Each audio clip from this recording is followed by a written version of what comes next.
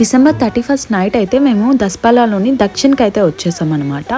ఇక్కడైతే మేము menu card తిరిగేసి మరీ ఆర్డర్ ఇచ్చేసాము. సూప్ అయితే వచ్చేసింది. సూప్ చాలా టేస్టీగా ఉంది. తర్వాత అయితే స్టార్టర్స్ అనమాట, చికెన్ జాయింట్స్ అయితే ఆర్డర్ చేసాము. దానికైతే లెమన్ మసాజ్ చేసేస్తున్నాడు రుత్విక్ ఇక్కడ చూస్తే.